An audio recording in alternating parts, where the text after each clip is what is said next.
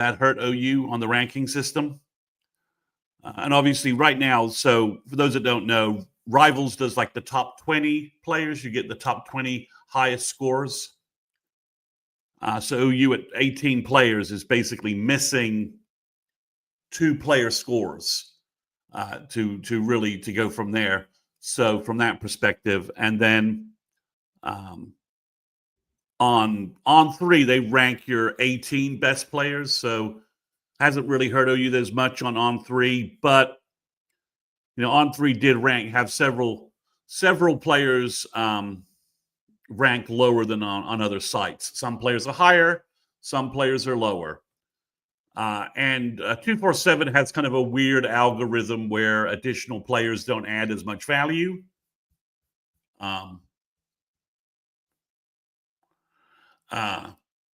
So don't add as much value. You don't get as much point value, but that thing tends to kick in around. That tends to kick in around 20 players or more. So obviously the big news of the day is beyond signing day is that Jackson Arnold is entering the transfer portal. I don't know if there's a direct correlation between the fact that Ben Arbuckle has been in town all day, and I would presume on some level he has met with the quarterbacks on campus today. That's a guess, but I think it's a fairly obvious one. And if that discussion helped push over the top Jackson Arnold's thought that he needed to go into the portal. So from that perspective, I think it's probably for the best. On the various podcasts I've been doing on Horns Down with Jason and Chris, we talked about that. I think it's probably it's a divorce that probably is going to help both parties moving forward from that perspective. So I think perhaps we have I think we got Chris about to join. So let me add him to the stage. Chris, did I catch you with the Central Eastern time thing? Yes, you did. Okay, my note, I said 8 p.m. Eastern, 7 Central. So that's all right. No worries. Jason will be with us in just a moment. So Chris, do you we were talking, I was just talking a little bit about Jackson Arnold announcement. He's going to be in the portal, and there's Mr. Jason joining us.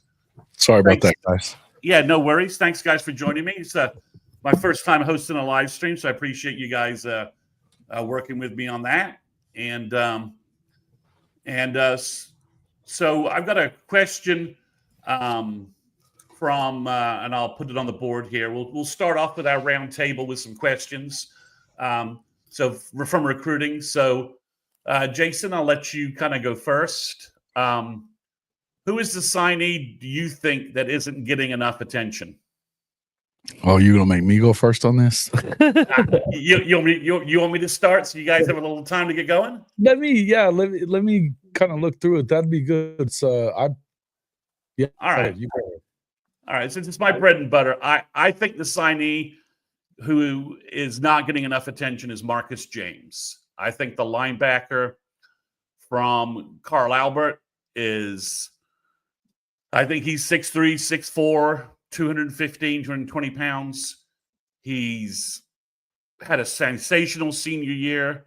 I think the Carl Albert guys are very hard to evaluate because they're so dominant in terms of what they do.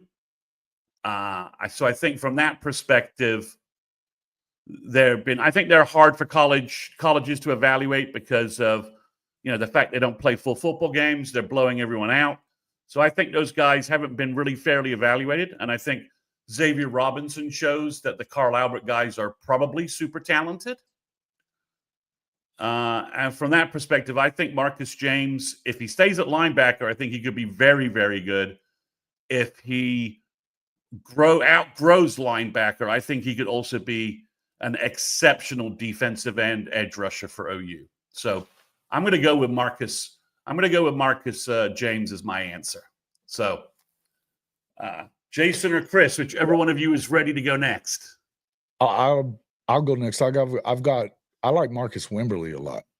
Another safety guy, and I love what they're doing defensively, obviously, with what they've done. I think that's the big reason that you still have Brent Venables in charge of this football team, is because they are just taking a giant leap forward in what we're doing defensively around Norman. So that's probably the biggest one for me. I mean, he's a big hitter. He looks like he's going to be one of those guys that can come in and play right away. I mean, his athleticism was off the chart. And I think that I love headhunters, man. So I don't know that we talk about him quite a bit, or enough, I should say. And Michigan really wanted him. So it's not like he's this completely underrated guy that was out there that no one wanted. So it's right. I think you're right. He's a little bit under the radar there. Chris with a K, do you have your favorite Sooner signee who needs more attention? Honestly, I think that you could go with Tristan Haynes simply because of the size. Talking to my uncle today, he was like, "Hey, he's another Gentry." He was like, "That's kind of the comp that you could give that kid, is that he could be another Gentry Williams." Another guy though that I want to point out, and people are talking about him simply because it was just kind of a splash signing, but people, if you go and watch the film, Jet New, dare I say, now this is a stretch. This is a stretch, people. This is me just gassing it up. Marcus Mariota is what I see when I watch the kid. I was like, he's highly accurate down the field. I'm not going to say that he's a super mobile guy, but when I watch him, I said, hey, he's a step ahead of a lot of quarterbacks that I see in college football right now, because when he is running, he's running and still looking for the pass, and he's still accurate on the run. When I was watching the kid can make every throw in the pocket that you want. I think that getting in there with Smitty, getting into that strength and conditioning program is only going to make him stronger. So I think his arm can get stronger. But I would say, man, if you left it up to me, I would say offensively it'd be that kid. This could be a Sam Bradford type pickup where you're just sitting there saying, hey, don't count that guy out. Like, yes, Jaden O'Neal will be on campus in 2026. Yes, Michael Hawkins should be the heir apparent to, whatever quarterback we're going to get, right? That's going to come in and replace J.A. But you also have to say that's a kid right there that I would not sleep on, as far as coming in and being able to compete for the job, right? But I think Tristan Haynes defensively, Gentry. And we all love Gentry, especially a healthy Gentry. Yeah. But that's kind of where we're at, where I'm at right now. So Sooner Freak 29 asks, is anyone upset Jackson Arnold who's entered the portal? So we'll get the Jackson Arnold discussion out the way and just focus on the signing class here. So I'm going to say I'm not upset Jackson entered the portal.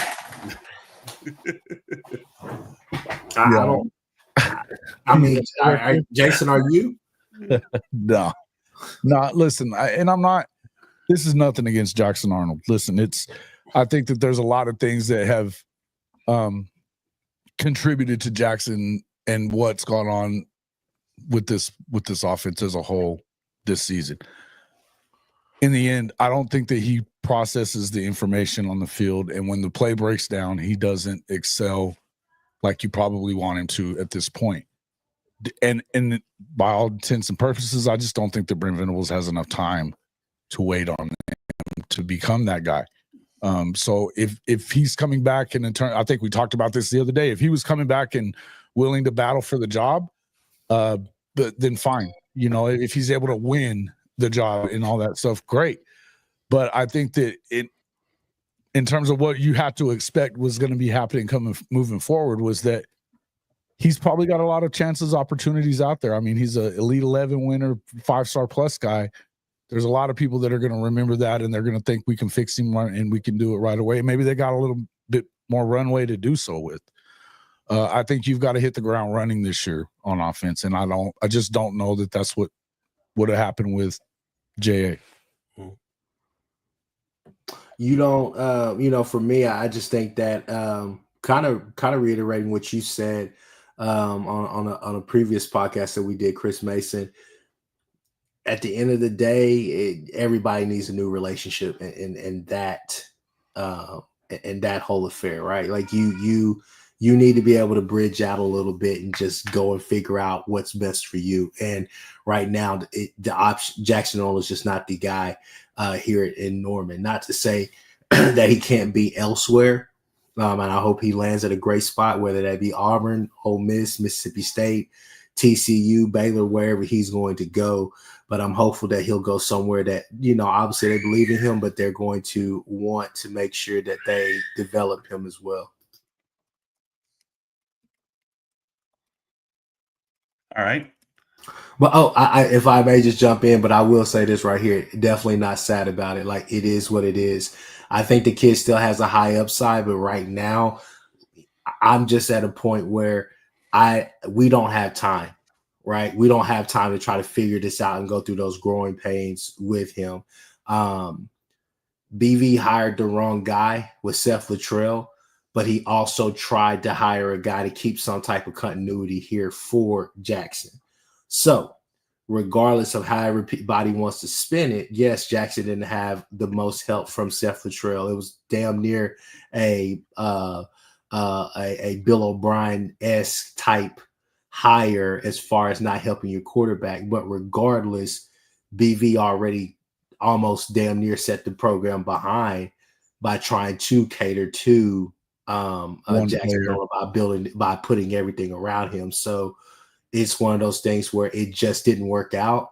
It sucks. You root for the kid. The kid was a 5-star, all the rest of the stuff. The kid still has a lot of football left in his life. And I hope his story is some type of revenge story or whatever. But like I said, right now, I'm all for BV. I think BV is our guy. Yeah. We are in the NFL model of college football now that is in the early stages, the beta stages. So this, I think that's believe it or not, people, this is where the game is headed.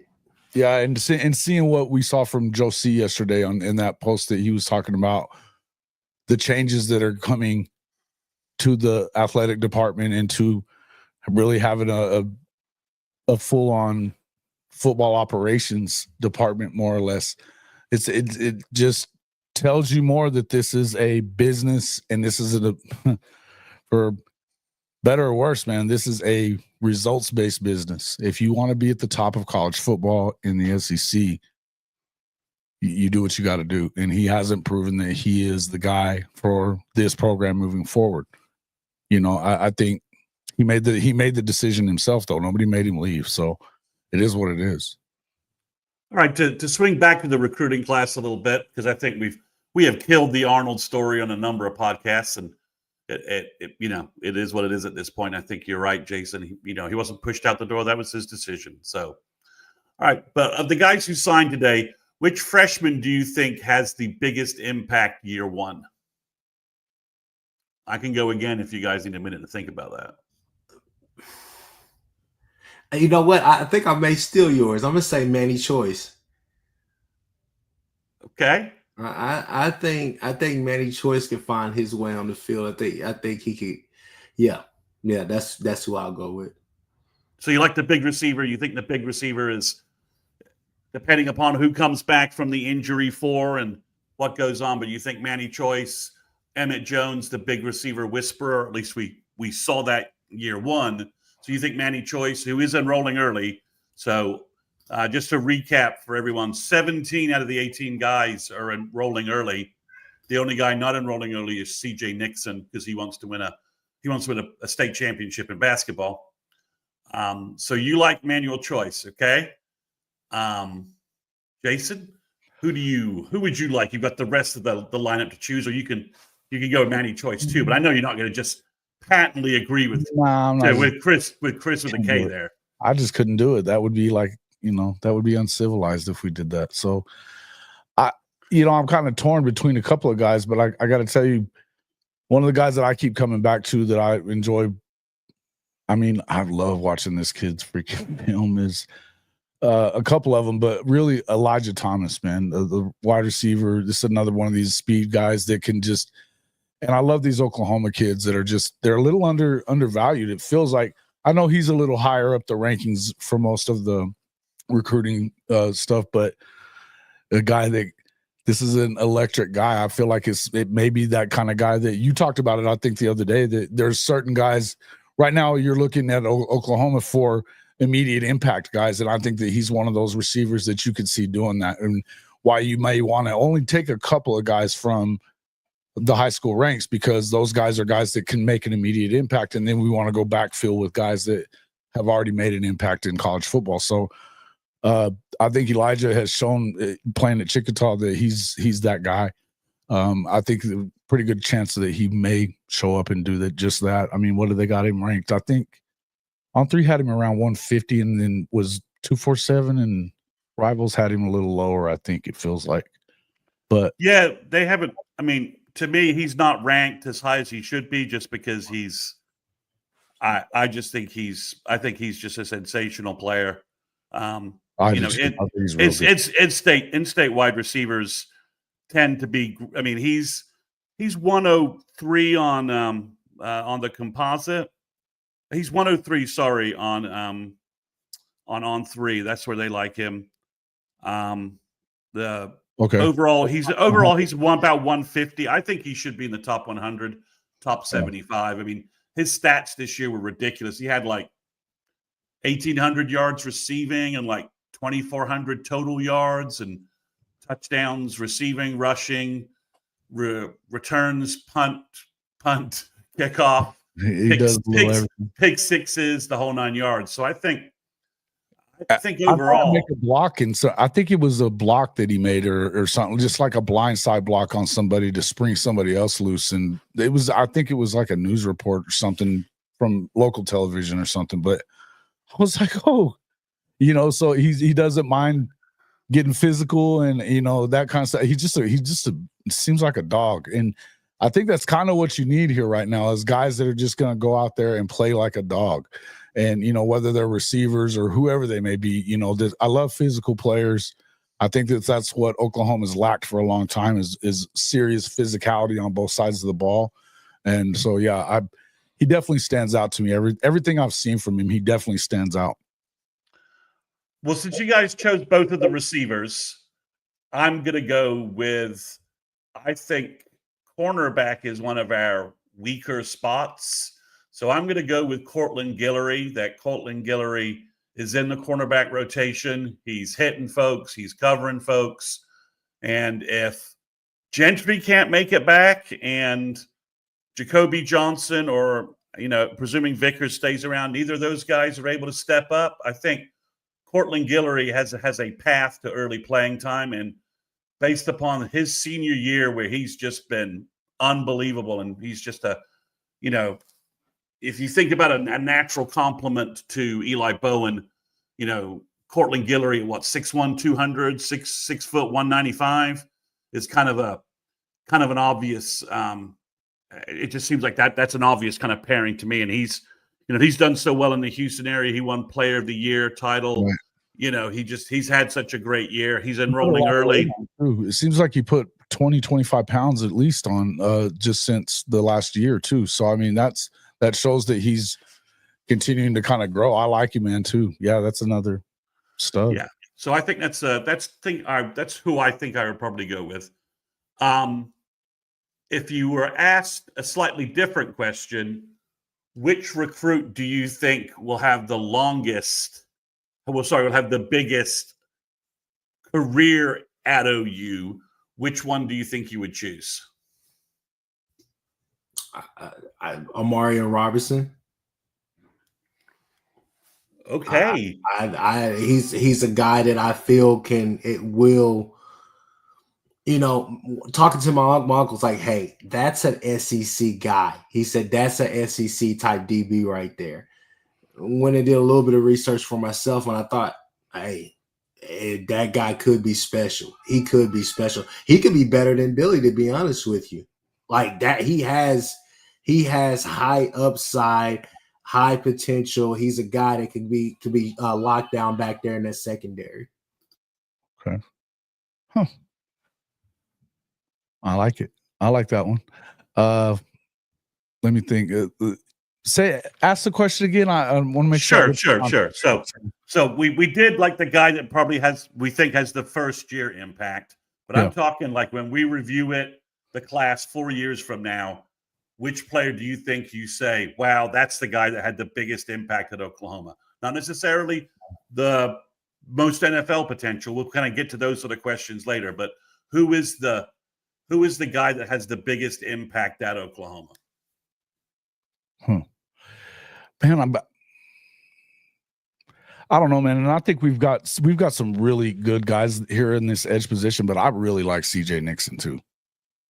And I mean, he just seems like he's I mean, I don't know, I keep going back to these Oklahoma kids, but something about the way that these guys, they all seem to have that same trait in them, that physicality, but this guy is lightning fast off the edge. Big, strong. I mean, I think there's a reason why you've got him in a lot of top 100s, as far as overall. And he's what is he? He's a 4-star in pretty much every one of them. But I don't even care about that. I just think that you watch his film and he just blows off the line and seems to be a pain in everybody's ass to be able for their tackle to even stay in front of him at all. And I think that when you pair him up with, the guys that look, I think a lot of the guys that we didn't see a whole lot of this year, the freshman kids, the Danny Okoye's of the world, and then even like Nigel Smith, they're going to make an impact here in the next couple of years. But I think CJ Nixon's one of those guys for sure. I just think that the power line continues to get better and better, it feels like to me.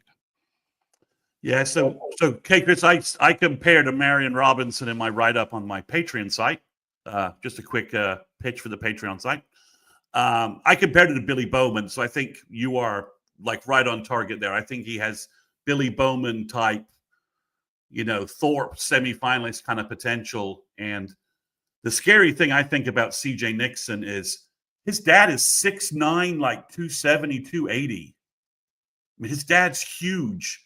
So really, I mean, there's a photo that Miguel Chavis reposted on Twitter today, and Nixon's taller than Miguel Chavis. You can clearly see that he is. Wow. Miguel Chavis is a legit 6'5". That's what he was measured at the NFL Combine. Right. So CJ Nixon is 6'6". With the way he moves and his wingspan is ridiculous.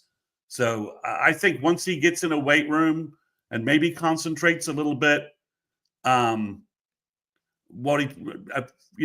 maybe once he focuses maybe a little bit more on football, he may get a later start because he's going to play basketball. But I think you're right. His ceiling is as high as anybody in the class, and that's kind of a ridiculous statement considering the name. I'm going to mention him today. Get the first reference out. I think it's Michael Fasusi. I think he ends up being a 2-year starter at tackle, and he's our next first round. He's both an all SEC tackle, and he's our next first round draft pick offensive tackle.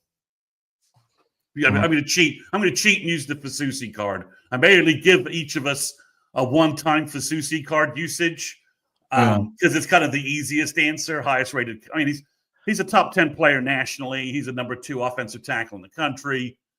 I'm cheating here by you shouldn't really let me get away with using that, but that's my only time I'm going to use like Fasusi for like one of these questions. So, there's a small chorus who think that Foji may end up being the best out of this class as far as offensive line. I was fixing to ask the question is how much difference is there in him and Ryan Foji though? Because I can't see a huge difference whenever I watch the film with these two.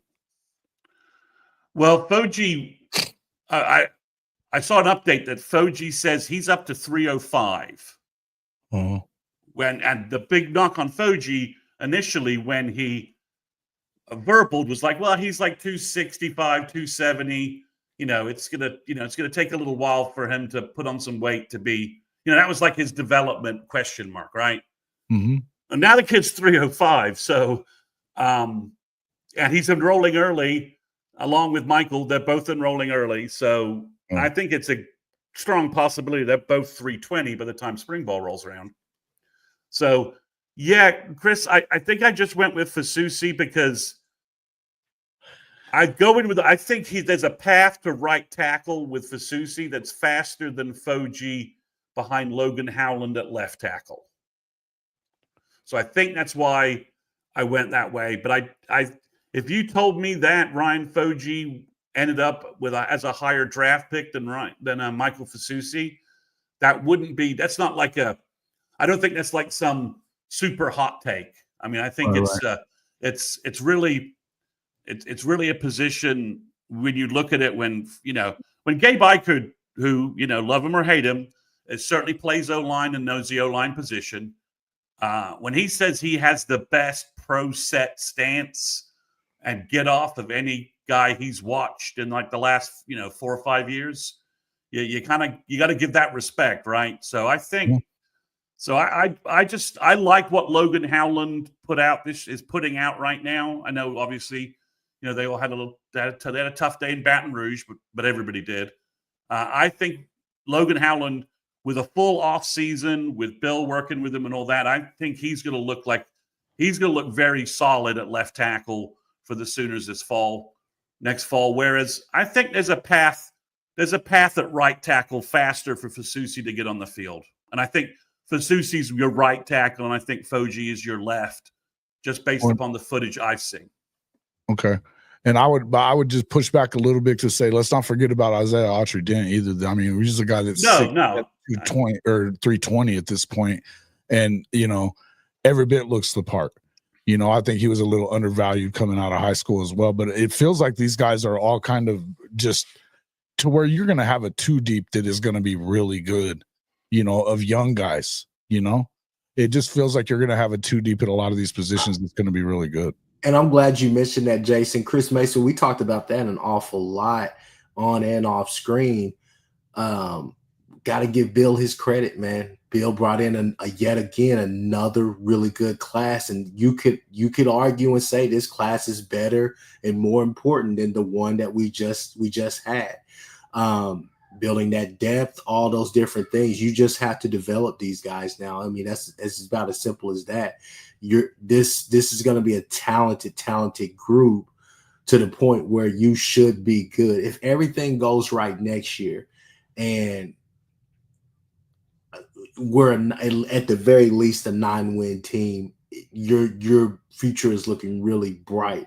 And I think that's the thing, is that kind of outside of center, I think and I'll be honest with you, I think outside of center, I think most of every spot on that offensive line is going to be up for grabs next year. Simply because, too, huh? Yeah, you would love to say, yeah, Jake Taylor or Jake Sexton, you can put them on the right side. They have to be healthy. Hatchett is coming back, has to be healthy.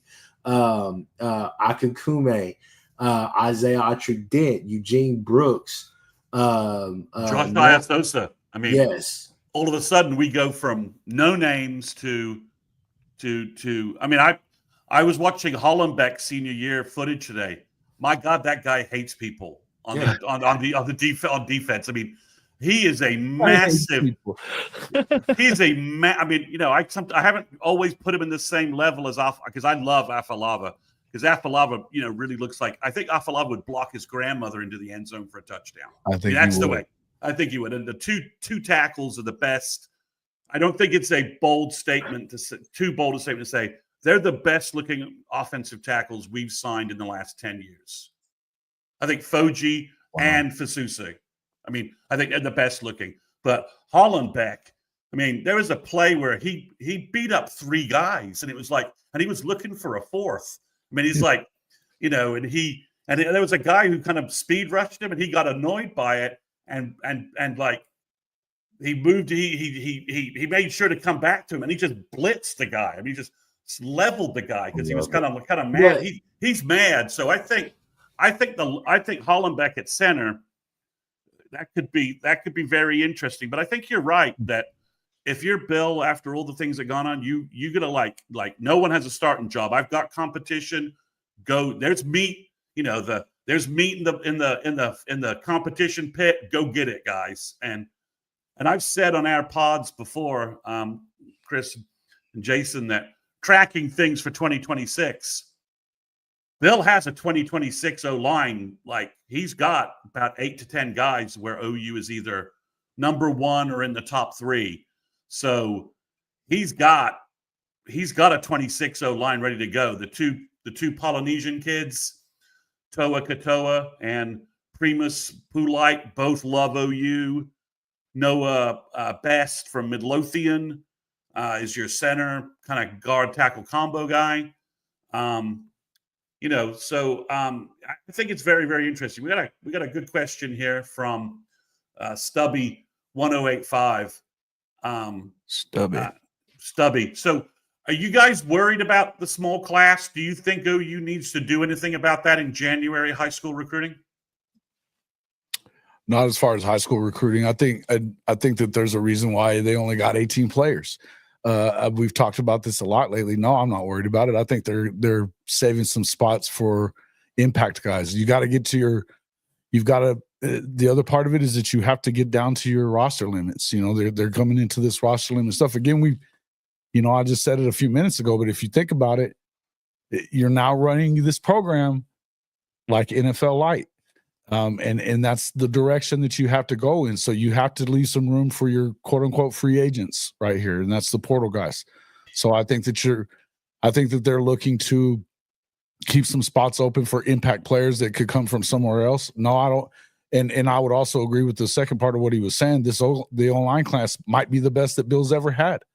So, when you look at it from top to bottom, you're talking about Holenbeck and I mean, Darius Afalava, you talk about a guy that looks like he likes to get into fights. I mean, he just seems like one of those guys. So love having these guys on the O-line. I don't know that you need to go. We've talked about that a lot before too, is that what do you really find in the portal when it comes to offensive linemen? It's not usually always a great thing, right? So I feel like I do feel like that you could probably end up with a lot of guys out of the portal. What we got here? We got some retirement home? Kill the spammer, man. Kill the spammer. All right. Okay. Do I have to do that? How do I do that here? Do you know? Sorry. Hit me up in private chat. Man. There you go. All right. Thank you. So what I was going to say is that people, I think, coming into the season a lot, there was a little bit of a talk, and I'm sorry, people, my kid will not stop screaming, but there was a little bit of talk about you not taking a big class this year, though. Like I heard that in several places. Now, obviously, you want to go out there and get, 25, 26 guys, and I think that you can get back to that eventually, but dare I say the Tebow words, but you want to probably, especially now in this day and age, you probably want to keep at least 6 to 8 scholarships available for portal guys. And maybe you're going out there and trying to get more to bring in. So I don't know. I think what you went and got, though, was a class just to add on to what you have, because what you have here now, and BV said it too, we played a crap ton of freshmen and they played a crap ton of minutes this year, whether or not they were redshirt or just a straight up freshman. So I think people need to, step back with like a comment like this and just realize, coming to the SEC, we all said, hey, we're going to be talented. We're just going to be really young too. Simply because, you had Danny. Yes, you had Billy. Yes, you had Ethan Downs. R. Mason Thomas was an upperclassman, and you sprinkle in some of those guys. But Eli Bone is a freshman, right? There was a lot of freshmen who got a lot of playing time. You're hoping Boganowski, Jaden Hardy, they could build off of the time that they got this year and become factors, right? Sammy O, his first year playing. So I mean, you have a lot of young guys playing, but you're going to be talented. But on top of that, you're just adding on to that. So I think this was a year where you could be a little bit more selective. But considering that fact right there, you also have to couple it with the fact you got to hit the portal and go get some difference makers this year. All right, let me just give you one last sort of caveat to that. Let's say you have 10 portal exits and you add 10 portal players, and you're still under your 85 cap when that happens. Okay. Do you try and then pick up a couple of players in January high school recruiting? Would you then do that? And let's say they hit. When we look at those portal guys, we're like, wow, okay, they've hit the needs we think they needed to hit. Would you then consider picking up some high school guys in January on either linebacker or edge? I'm not sure you find that much value at defensive tackle, but you found R. Mason Thomas and Grayson Holton in January recruiting, so it's Sure. more than possible to find really good players. So would you do that then? I think absolutely. And especially, I think with the way things are going, there's guys that are slipping through the cracks all the time. You just don't know. I mean, we're talking about a guy that goes to the high school I went to with Marcus Dent. He's trying to help get him into like a JUCO. This is a 6'4" edge guy that's been an all-state guy 3 years. Nobody knows him. There's guys out there like that. There's guys out there like that. So I think that you kind of have to look and see whatever. But I do think that you have to be active in the portal and go after some of these guys that can make an immediate impact. But you're probably going to lose some guys anyway, like as you said. If you've got spots there, it never really hurts to continue to build up your foundation, which I think has always got to be high school recruiting. I think it always has to be high school recruiting is that foundation and development stuff. That's where you really long term, that's what you're looking for, right? I think that in this case, we're looking at it as that he needs to win now. So you're kind of really wanting to be maybe a little more aggressive in the portal. But I still think I don't think that Oklahoma's as far away from winning this year as a lot of people seem to think, right? Okay. Going to spin this. You trying to keep everything positive. It's signing day. It's a happy day. Yeah. But is there one recruit that you think is maybe a little overrated, and you're worried that maybe this guy's not going to have the impact at OU that you thought?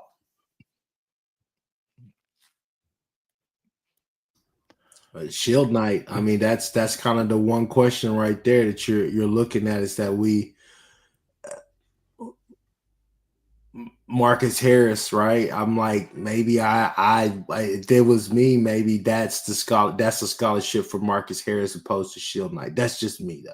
Like just the film has not been there for me. That's just kind of where I'm at. Maybe that's just kind of, still coming off that injury, all the rest of those things, but that is probably the one that I would say just a little bit questionable on that. Okay. And even today, Brent was mentioning the fact that Shield Knight can play tight end. So that's already in there. I think he could be a good H-back fullback for OU, put 20 pounds in him, and he's obviously a physical, tough guy, but I do worry about his length, his frame. I mean, everyone's like, well, he's kind of like Ethan Downs. Man, Ethan Downs is 6'4", 6'4" and a half, nearly 6'5", right? I mean, he's a big frame kid. He was 245 pounds in high school. Shield Knight's 6'2", 225. So he's right. That's Shield Knight's 6'2", 225. That's what he's listed at. That's probably that's a fair number. I don't think he has the twitch to be an SEC rush end, but I've been wrong before. So Jason, I'm going to take a name, and I'm a little worried about where Trinae Washington fits in. Okay. I think is he a big receiver? Is he a flexed out tight end? Where does he fit in that whole mix? Because because we already have Ivan Carrion, who's a year ahead of him, sort of in that mold. So do you have a player you're a little like, I'm not quite sure where they are, where they're gonna be? No, I mean, I kind of think it's a light class, and I think that they have done it. Yeah, maybe the Shield Knight too. I'm not gonna pick in at the class a whole lot. I just don't feel like I should probably. Because I think you got a lot of guys in there that are home run hitters that could immediately make an impact. It's probably a little underrated. It's a small class, which is why the rankings where it is. The people that are going to be out there freaking out about it, that why are we out at 15th or 17th or whatever it ends up being. I don't know. I think that you've got some development guys in there, but I think a guy like Torrey Blaylock could make an immediate impact too. So overall. Yeah, I guess if I had a concern, it would be that we didn't go very deep with the tight end room. I don't know how you would expect that to really happen right now. You know what I mean? I know people are saying that they're going to retain the entire staff. Are they really though? I mean, I don't really know that's. It kind of got reiterated today, and I have a hard time believing that Joe John's coming back. And in view of the fact that he's really not doing great, with picking guys up, So, yeah, I mean, Trinae Washington, I would kind of agree with both of you guys. I guess I would just kind of agree with both of you guys. I don't know where they fit in. But I look at a guy like Torrey Blaylock, and I think home run. So, I don't know, man. I'm not going to pick at this class, and I'm not the recruiting guru at all when it comes to that stuff, because most of the time I don't even like to really pay that much attention to it. I like to watch film, but I don't get caught up in the hype very much with them. Yeah, I think some of the. I mean, I don't mean to be harsh. I do think that some of the guys they lost were guys I was a little worried about. Kamori Moore. I love Floyd Picard's potential, but the floor there was significant, right? What he needed to do, where he needs to do to get to develop, and he's had a kind of a weird year at Miami. So Jason. Obviously, you're a big fan of CJ Nixon. I think we all are. Do you think he should be moved to tight end? That Chavis has potentially fixed our tight end problems. Listen, man. I mean, maybe that's what Coach Chavis is doing. He's moonlighting as the tight end recruiter. I don't know. It's look, CJ Nixon, you think about him, he's a hell of a basketball player, right? The guy's a hell of a basketball player. And he talked about wanting to play basketball here at this level even, and I don't know how that's going to end up working out. Maybe not. But, man, when you look at guys that can do everything and that play a lot of sports, those are usually your superstars. So wherever they end up, it's like they could play wherever, And, I mean, we're about to watch a guy from Colorado win the Heisman because he plays multiple positions and he plays both of them equally well. I think that he's as good a receiver, Travis Hunter, as he is a corner, and a lot of people think he's better. Yep. But who was the Ohio State guy that was like that? Are you talking about the safety that came in from Bama? No. The kickoff back in the day, the kickoff return specialist who had all that speed. Ted Ginn. Ted Ginn, yeah, he was sort of a cornerback, wide receiver special teams guy. So, yeah. Chris, would you rob Peter to pay Paul? Would you move Nixon to tight end if he comes on campus and the tight end position's still looking a little weak and you move him over there and he just looks great, or are you going to keep him at rush end? Keep him at rush end for now. What I would like to see, I think you could try it early on, maybe, and just let the kid get here, go through winter workouts, early spring, maybe give him a look or two just to see, let him run over there with that. When they're splitting up into their groups or whatever, let him kind of spend time with both and just look at it. But no, I think right now, what you do is, there's how should I say this? There's a couple of day one priorities and a couple of day two priorities, right? And for Arbuckle. And what I would say a day two priority for me would be we got to figure out what's going on with Devon Mitchell, right? Got to figure out what's going on there. I talked to my uncle last night. Good call. And he said, "Hey, I think people need to understand Barra Sharp he's a good player. He has a lot of potential. It's just the fact that he needed to catch up and actually understand how to play at this level." So I'm gonna try to give him the benefit of the doubt just because Unc said it. But I think that your first thing is, hey, you're on the day 2 priority. You're sitting there saying, I got to get this kid on the field, Devon Mitchell. Your second is I have to put Barra Sharp in positions that he's going to win in. I'm not running anything underneath for him. He's not Brock Bowers. He's Barra Sharp, right?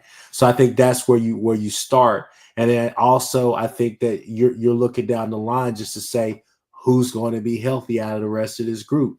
Can I trust you, Caden Helms, or do I need to go to the portal? I think you go get a portal guy.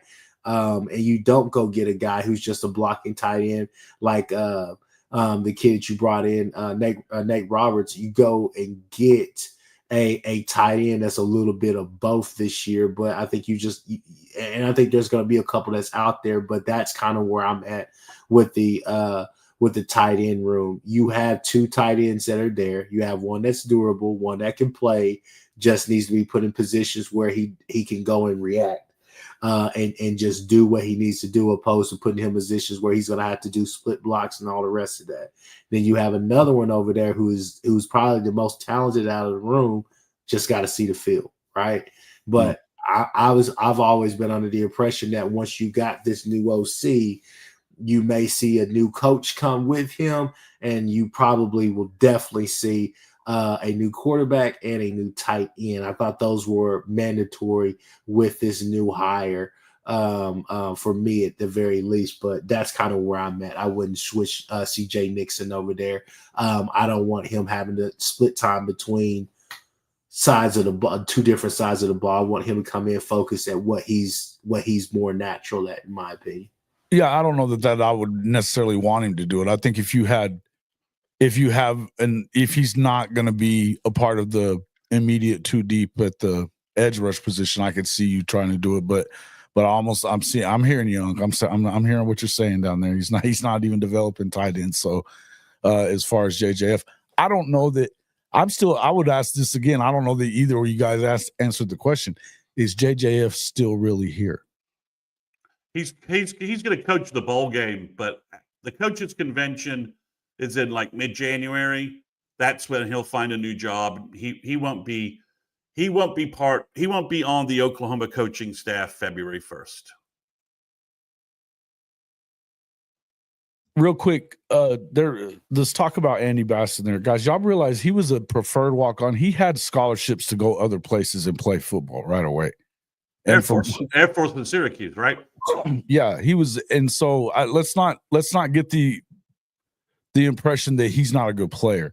He got hurt. He blew his knee apart in the state championship game last year.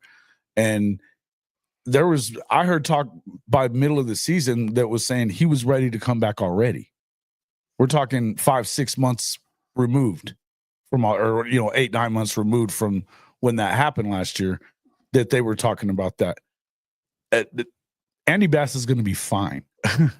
Whatever he ends up doing, I have a feeling that's a guy that's going to end up being, whenever it is, he's going to be a difference maker. They don't need to get rid of that kid.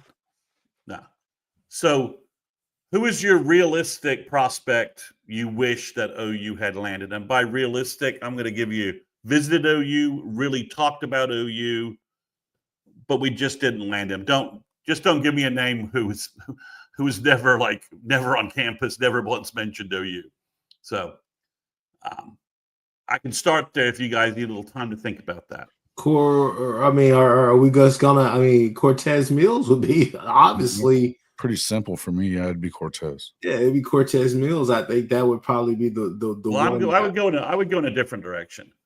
So I would say the Elijah Melendez linebacker kid from Miami. He went to Auburn. If you saw his film and you saw He visited OU, officially visited OU. We were in his top 3. Again, we could add other wide receivers. I like Cortez Mills, but if I could have added another head-hunting, elite-looking middle linebacker like Elijah Melendez to this class, allowing me to maybe play Marcus James, to allow the Marcus James transition to rush end, and you have that guy in the middle to go with James Nesta, whatever Taylor Heim and Owen Heineke maybe turn into a will linebacker. If you give me a hard-hitting, serious middle linebacker prospect to be put into this linebacker room for us to develop, that to me is a prospect I wish OU had closed the loop on. I mean, the kid's a beast. He's going to be very, very. He's going to be at Auburn. Who knows how Auburn will develop the guys, because their class is ridiculous because they're just throwing NIL money around like drunken sailors.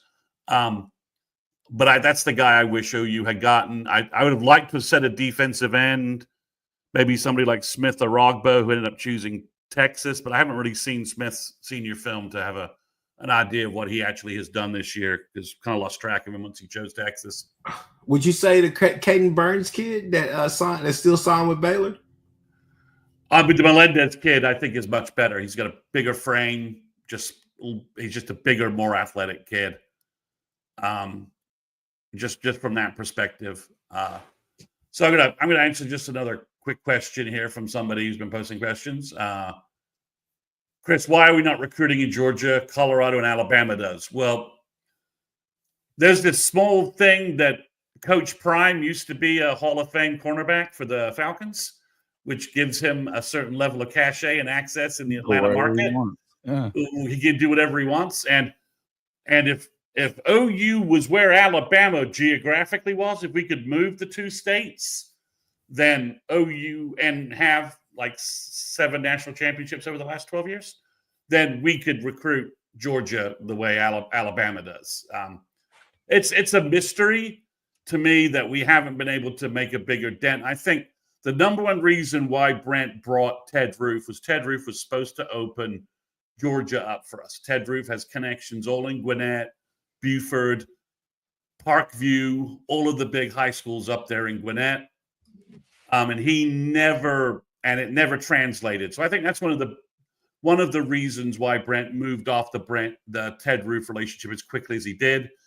I think Ted Roof was supposed to be Brent's Bobby Jack Wright. And for those that don't know, when Stoops first took over, he brought along an older coach, Bobby Jack Wright, who was actually not working at the time, who had all these connections in East Texas and brought OU a number of players, and was able to really boost OU's recruiting, like Jimmy Wilkerson, players like that. That's what Bobby Jack Wright was able to bring to OU. And I think Brent thought Ted Roof would open up Georgia for him, and it just didn't work. We were getting visits, but we weren't landing any of the guys. We didn't land Caden McDonald, the big defensive tackle, who ended up at Ohio State. And we didn't get visits. We got some visits, but we didn't end up getting official visits from a lot of the D-line guys that Todd Bates thought that we would have access to. It's just not worked out. Georgia is an incredible market for talent, but everybody's there. So you got to be winning. You got to be winning. You got to be in the playoffs to get through the door. Otherwise, you're competing against Georgia, Bama, Florida, Clemson, South Carolina now, Tennessee. It's incredibly tough to make a dent in the Georgia market without a connection. None of our coaches are really have connections there any longer. Todd Bates is the only one that really has those connections. Chavis has some North Carolina connections. That didn't pay off this year with a defensive tackle. They were trying to recruit Isaiah Campbell from North Carolina. He's going to end up at Tennessee, I think. So it's been tough from that perspective. You can only apply so much energy in Georgia recruiting without it paying off. But why is Dion able to do it? Because of everybody in Atlanta remembers him as prime time and Coach Sanders and the Dirty Birds and his time with the Falcons. So he has that cachet in that market, and it's never going away. And with what Travis Hunter's done, it's only going to increase. Sure, and I would also say, guys, Oklahoma has not, when do you ever know them being huge in Georgia? Texas is there still. You're still going to continue getting those guys. I think that this is probably one of those years that you need to see something on the field anyway, just for the recruiting side of it too, though. You know what I mean? When you've had a season like this, I mean, and mind you, Colorado's playing in freaking the Big 12. It's a little different, but yeah, but I would tell you that market could open right back up. You go out and win 10 wins and make a run in the playoff. Well, and also let's just say hopefully 2 years from now, David Stone and Jaden Jackson are both going in the first round in the NFL draft, right? That makes a massive, massive difference. If you have those guys, we did get Nate Hibble out of Georgia for Sooner in Texas. Guy. Yep. And really it's been more of a long-term golf addition for OU. But and Nate Hibble has a whole he's a restaurant franchising business in Atlanta. That's what Nate Hibble's moved into. So I think it's going to be interesting. I mean, I think if you win now, OU could pick up Deuce Geralds in 2026, the defensive lineman from Georgia. They're in great shape with him. He really wants to be coached by Todd Bates, and I think one player could open things enough where you start to get more. So they got to land that one guy that kind of breaks the ice and says, I can go to Oklahoma, be elite on defense, and be elite in the SEC. Once if you can break that open, that will help greatly. Satterfield. Okay, Jackson Arnold did grow up in Georgia. Okay, sure. But he didn't help us land. He knew Caden McDonald growing up, and he didn't help us land him. But yeah. So, all right. So, guys, where we've been going about an hour. We've got good comments. I think we're at a nice spot to we've been doing podcasts for the last couple of days. So I think an hour is about as much as I got in me. So, Chris, do you have a final comment about the recruiting class, a player you love, regardless of whether they're underranked or overranked, just someone that you think, other than a Marion Robinson, that you just love the fact that they're a Sooner? Love the class. That's great and all, but I got one thing to say. Excuse me. I got 2 words for you. Catch. Orange Bloods. Suck it. Okay? And if you don't understand that, as Stone Cold would say, I got a little sign language for you, but we're going to keep it a little PG tonight, okay? Catch me off of the pod. But no, I would just say this. Hey, look, you kept the kids that you needed. You kept the kids that you were supposed to get, and you kept the kids that mattered the most to this class. And you went out there and you did what you needed to do to fortify the trenches. So I'm happy about this class. I'm happy about the offensive line, especially. I think you went and got specialty players. You went and got killers, right? You went and got guys that can actually make a difference. So that's the model that we're moving towards. So I'm pleased with the class. I'm pleased with what you went and did, right? I'm hoping that next year, we have the season that we all believe we should have, and maybe we can get back to a bit of normalcy. But maybe this is going to be the new norm around here as well. People, you gotta get ready for it. Gray shirts, whatever the case may be, it's going to be a different world. But all in all, great class. I believe it's a great class. You got guys in here that are going to be difference makers at some point in their careers. I see these guys being here for the long haul, so definitely excited about this class. But this is yet again another this is more than a foundation. This was giving life to what you did last year in that This class. is depth. This is adding Mhm. depth and getting ready to like compete at the next level, right? I agree with you on that. So I'd feel the same way about moving forward. I like this class. I know it was small. I'm not looking at the ranking as much as we know what they've done in the last 3 cycles that they've been in the top 10. And so we've been talking about it that the floor had been raised. The floor has been raised here. And that's everywhere. So I feel like you look at this, you're getting a bunch of guys that some of them may be ready to go right away, but also I don't think that you necessarily have to expect them to go right away, because the truth be told, you've got some guys that have been being developed already in the last few classes that are probably ready to go. So, and this is what you have to have. You need to have those 2 deep guys. And so I'm excited about where they're headed moving forward still. As I said a few minutes ago, I'm not as worried about this football program and where it's headed as a lot of people are. I don't think it is quite as dire, because of the fact that you have so many young guys that are, if you just have a competent scheme on offense, I think we're going to be okay. And so I'm ready for it. And I love that you're seeing a lot more. They're being selective, but I still think that we probably have a lot of excited moments coming up here in the next few weeks when they start hitting on some of these portal grabs. Okay. Well, thanks, guys, everybody. My final comments are I'm going to mention one guy who I think was pretty special for OU to grab. I think Trent Wilson is underappreciated in the class. I think he is just below the David Stone tier at defensive tackle. He's had a great senior year. 13 tackles for loss, 7 sacks from the defensive tackle position, which is not easy. And he plays really good competition in that Maryland, D.C. area that he's from. Yeah. And again, was saying that he looked like he was 40 yesterday. Who was it that said that? That was Brent. Well, he does. He doesn't quite have the Samaje Perine beard of a 40-year-old man, or it was Samaje who was always. I remember Bob thinking Samaje was a recruit's parent when he first met him. That was the classic Bob comment. But I think Trent Wilson was a huge pickup. I think he's like the best.